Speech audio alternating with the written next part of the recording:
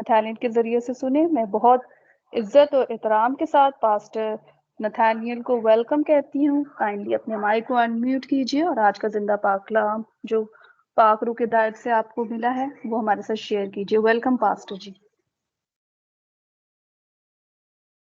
बिस्मा रब्बाना सैयदना रब्बुल आलमीन रब्बुल इज्जत रब्बे ज़ुल जलाल फख्र किबरिया जनाब यस्सु के बाबरकत नाम में आप सबकी सलामती चाहते हुए अदाब अर्ज करता हूँ।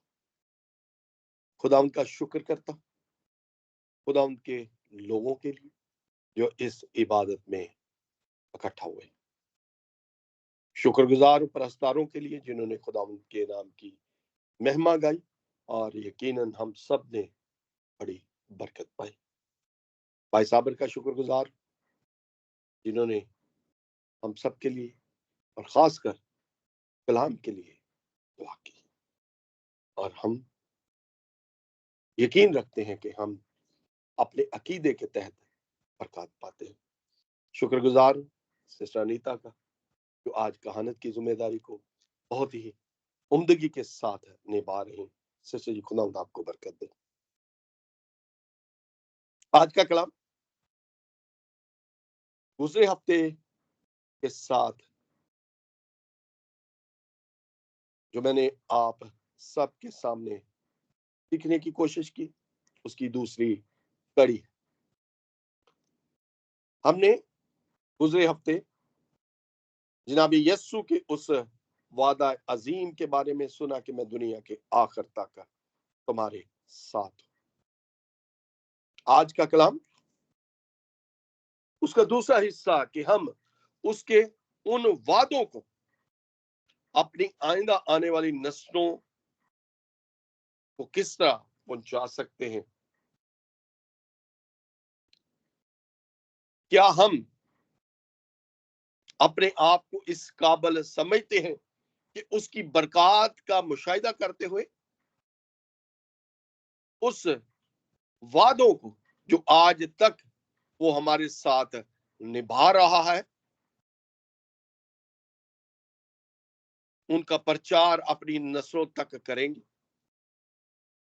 यकीनन हम करेंगे, क्योंकि हम उसके खून खरीदे हैं और हमारा ये फर्ज बनता है कि हम उसकी बरकत जो हमें बख्शता है, उन वादों के तहत जो उसने हमसे किए, अपनी आइंदा आने वाली नस्लों के साथ उन वादों का चर्चा करें और उसकी बरकत जो हम पर रखता है उनका बयां करें, ताकि ये सारी बरकत नस्ल दर नस्ल मुंतकिल होती जाए।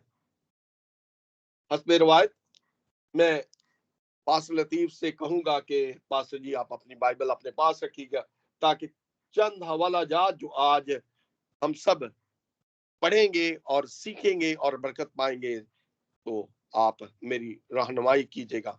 आज का हवाला जो लिया गया है लूका तबीब के मुताबिक लिखे गए रसूलों के अमाल, लूका तबीब के मुताबिक लिखे गए रसूलों के अमाल, उसका दूसरा बाब और उसकी 39वीं आयत। 39 ओके। इसलिए कि ये वादा तुम और तुम्हारी औलाद और उन सब दूर के लोगों से भी है जिनको खुदावंद हमारा खुदा अपने पास बुलाएगा। कलाम के पढ़े और सुने जाने पर उसकी हम सब पर कसरत से बरकत हो। आमीन आमीन। शुक्रिया पास्टर जी, खुदा आपको बरकत दे। मेरे अजीजों, ये उस वक्त का कलाम है जब ईद पेंतीकोस पर पौलुस रसूल ने बहुत ही लाजवाब और जोशीला खिताब किया।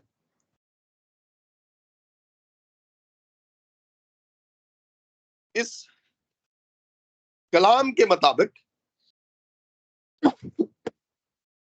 अगर हम ऊपर वाली आयत को पढ़ते हैं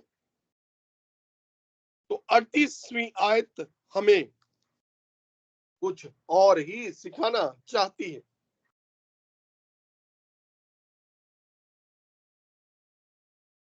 जब पतरस पैगाम दे चुका और लोग उसके पास आते हैं और उससे अर्ज करते हैं और तौबा की तरफ रागिब होते हैं और अपने गुनाहों की माफी के लिए यीशु के नाम पर बपतिस्मा की अर्ज करते हैं। और पतरस उससे कहता है कि यीशु के नाम से बपतिस्मा लोगे तो तुम रूह कुदस अनाम में पाओगे। अगर मैं इसको देखूं कि वादे जो खुदा ने और उसके बेटे यीशु मसीह ने हमारे साथ किए, तो वो आज तक बाप और बेटा दोनों ही निभा रहे हैं। और निभाने के लिए उसने अपने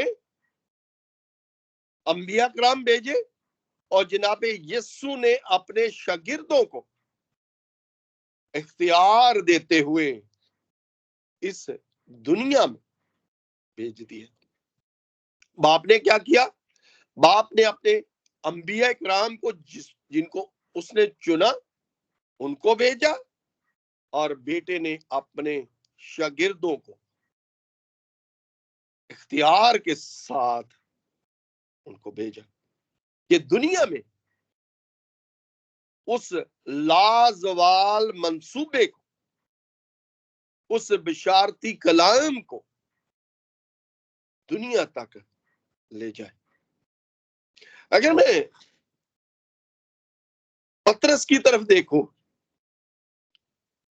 तो पतरस जोशीले अंदाज में हमेशा जनाबे यीशु के ताबे रहा, लेकिन पाक रूह की हदायत जब उसको मिली तो उसने यीशु को बाप का उतार कहकर पुकारा। ये उस वक्त का वाकया है जब यीशु अपने शागिर्दों को अपने बारे में पूछता है। बारी बारी शागिर्द कुछ ना कुछ कहते हैं कि तुझको लोग नबियों में से कोई पुकारता है, कोई ये कहता है कि तू एलिया है, वापस आया है दोबारा, कोई कुछ कोई कुछ कोई कुछ। लेकिन जब पतरस की बारी आती है तो पतरस उससे बहुत ही खूबसूरती के साथ कहता है कि तू जिंदा खुदा का बेटा सी। पास्टर जी मत्ती उसका 16वां बाब और उसकी 16 से लेकर 19 आयत तक पढ़िएगा।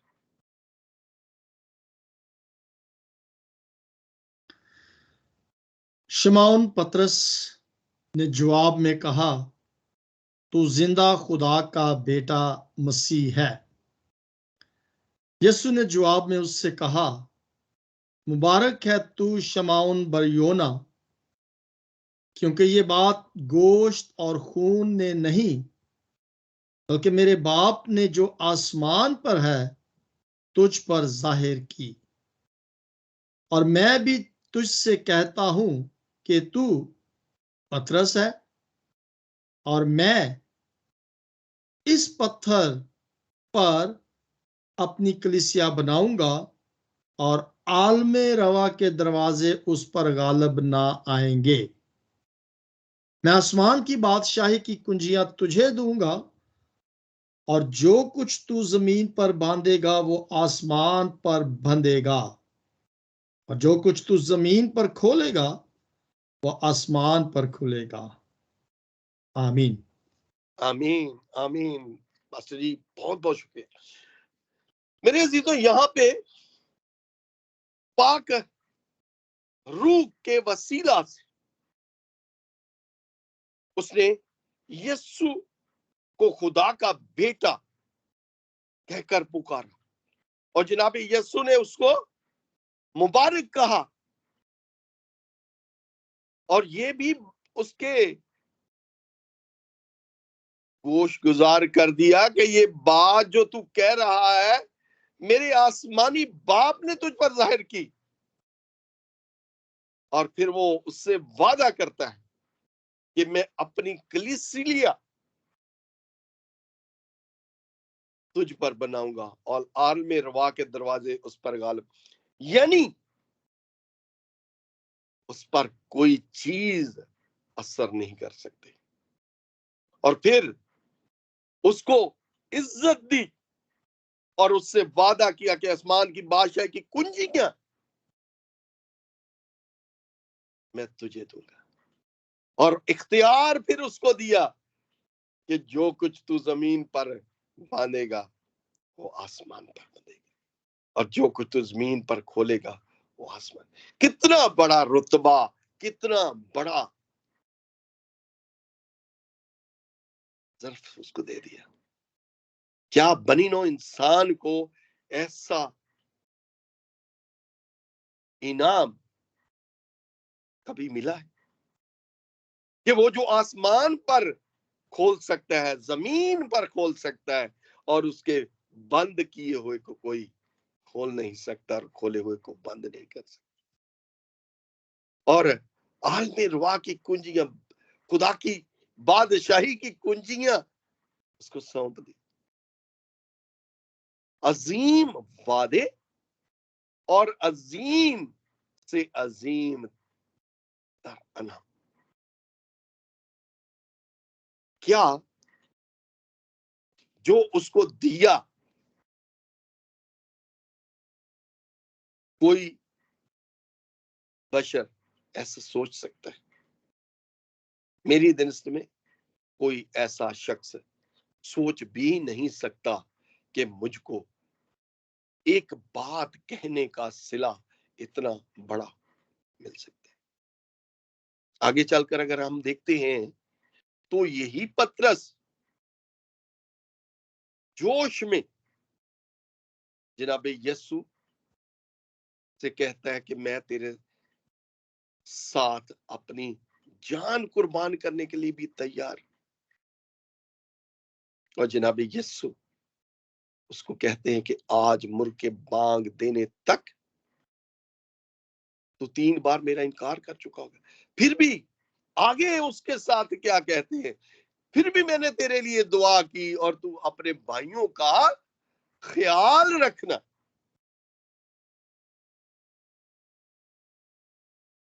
ऐसी बातें सिर्फ और सिर्फ हमारा खुदामंद जो जिंदा खुदा है कर सकता है। और पतरस फिर इंसान होते हुए डामाडोली में उसका इनकार करता है, लेकिन ऐन वक्त पर जनाबे यस्सु उसको इस्तेमाल करते हैं, और जब इस्तेमाल करते हैं तो खूब इस्तेमाल करते हैं, दलेरी के साथ किसी की परवाह को बालातर रखते हुए उसने वाज किया, और लंबा चौड़ा वाज किया। और जब वाज किया तो हर शख्स अपनी जुबान में हर उस बोली को समझ रहा है जो पाक रूह के वसीला से लोग वहां पे कर रहे हैं। एक ही वक्त में 3000 लोग जनाबे यस्सु पर तायद करते हुए पानी और रूह का बपतिस्मा पाते, और कलीसिया बढ़ती। यीशु ने अपने उस मंसूबे को अपने शागिर्दों के जरिए पूरा कर दिया। खुदा खुद जबूर नवीस के जरिए अपने वादों को दूसरी नस्ल तक पहुंचाने का खुद जबूर नवीस के जरिए कहलवाता है। अगर मैं जबूर 78 में देखता हूं तो मुझे बड़ी खूबसूरती के साथ यहां भी उसकी तालीमात मिलती है कि उसके वादों का प्रचार हम दूसरी नस्ल तक किस तरह करते हैं। पास्टर जी पढ़िएगा जबूर 78 उसकी 4 से 7 आयत।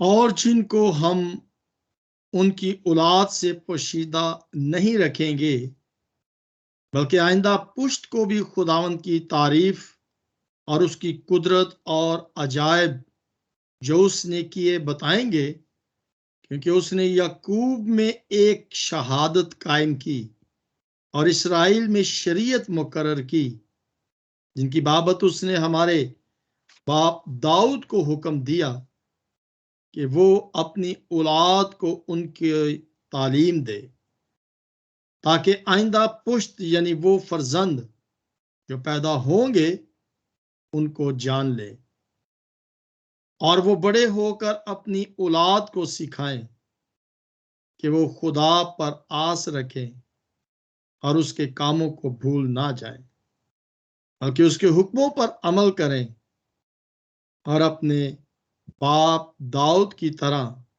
सरकश और बागी नस्ल ना बने, ऐसी नस्ल जिसने अपना दिल दुरुस्त ना किया और जिसकी रूह खुदा के हजूर वफादार ना रही।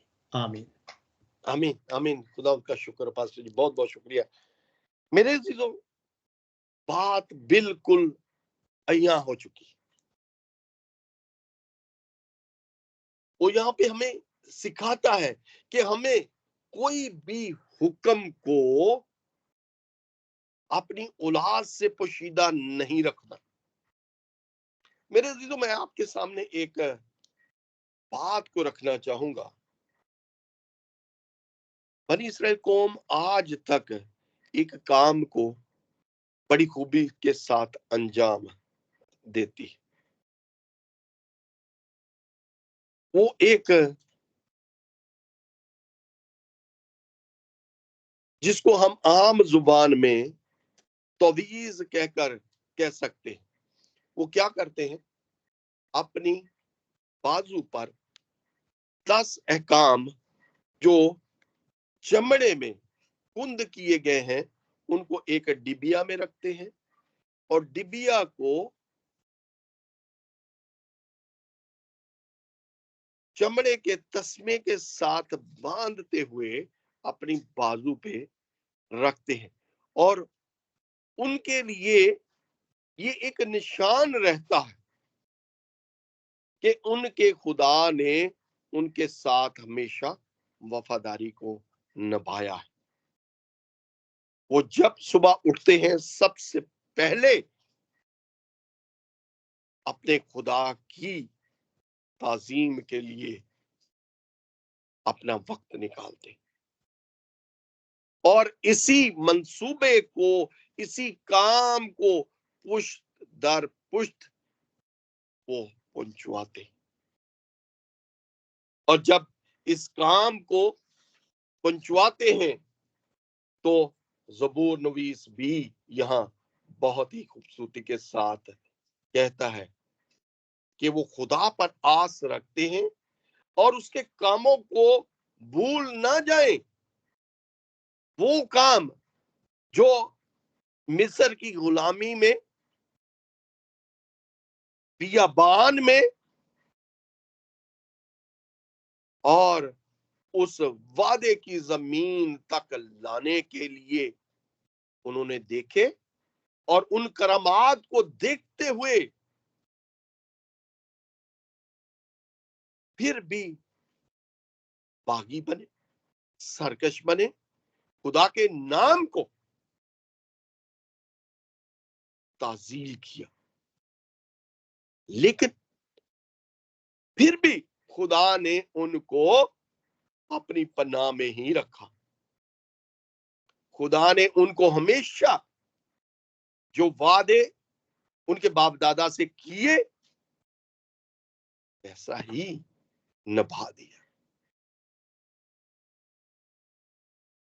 अंबिया किराम आए, खुदा की तालीम को उसके लोगों तक पहुंचाया, लेकिन किसी ने उनकी ना सुनी। चंद अशखास ने सुनी, उनको कबूल किया, लेकिन बतेरों ने ना सुना।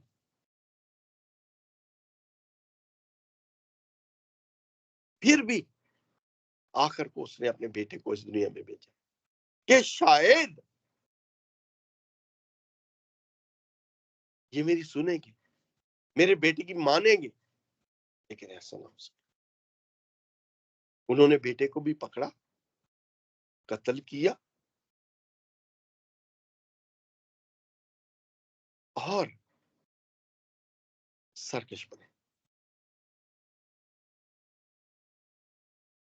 आज भी उसकी तालीमात को लोग फरामोश करते हैं, देखते हुए भी, सुनते हुए भी और जांचते हुए भी। क्या ऐसा करना हम पे वाजिब आता है? क्योंकि किताबें उसकी शहादत देती हैं। किताबें हमें ये सिखाती हैं। अगर मैं यसाया की तरफ देखता हूं तो वहां पे बड़ी खूबसूरती के साथ जो जनाब यस्सु के बारे में एक शहादत लिखी गई कि जो लोग मौत के साए की वादी में रहते थे उन पर नूर चमका।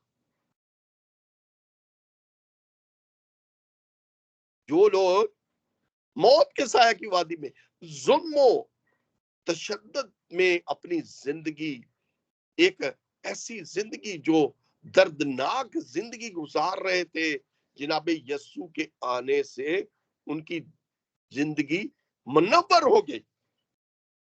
और जब मुनव्वर हो गई, उन्होंने चंद लम्हात के लिए उसको कबूल किया।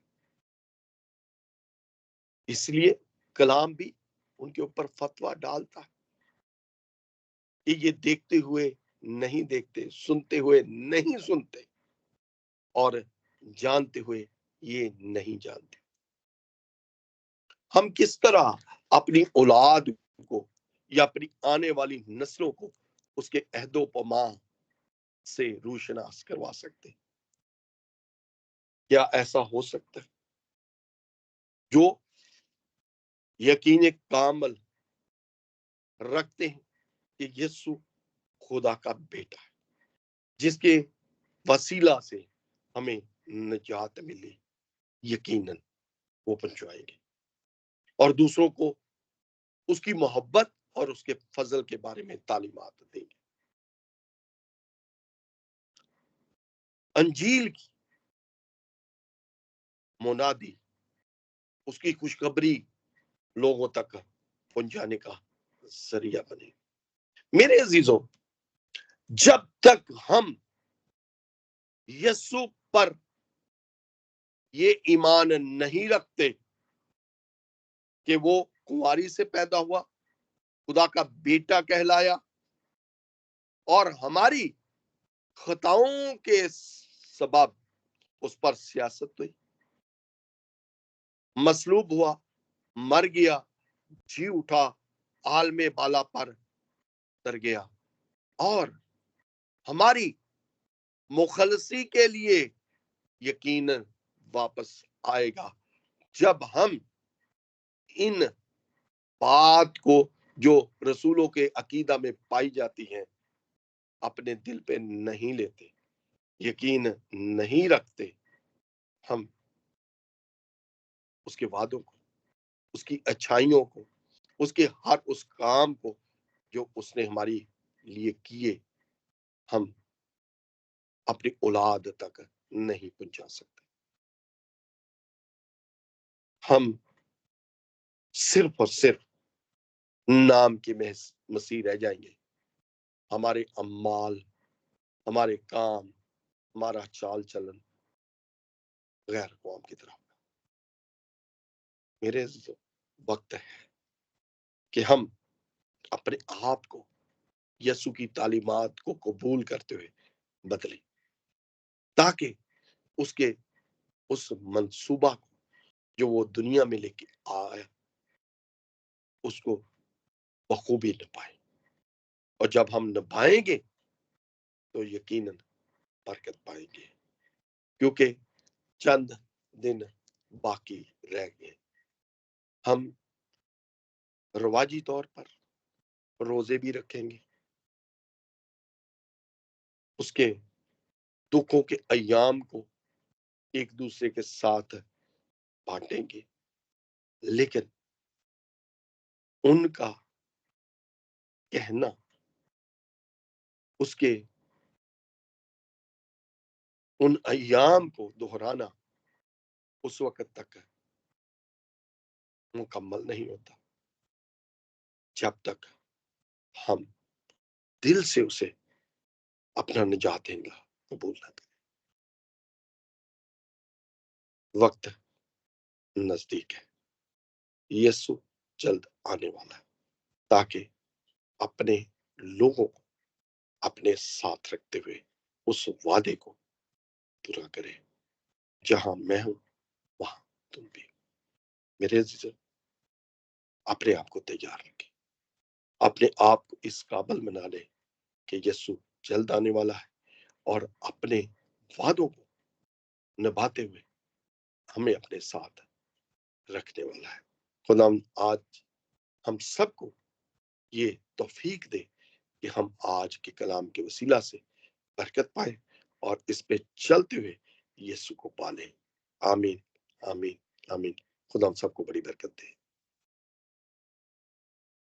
आमीन। थैंक यू पास्टर जी इस जिंदगी बख्श कलाम के लिए, जिसमें आपने हमारे साथ जिंदगी की बातें शेयर की और हमने सीखी और बरकत हासिल की। खुदावन आपको और आपके घराने को बहुत ज्यादा बरकत दे और इसी तरह हमेशा आपको इस्तेमाल और खर्च करता रहे और आपको जल्द से जल्द अच्छी जॉब अता फरमाए। आमीन। और कलाम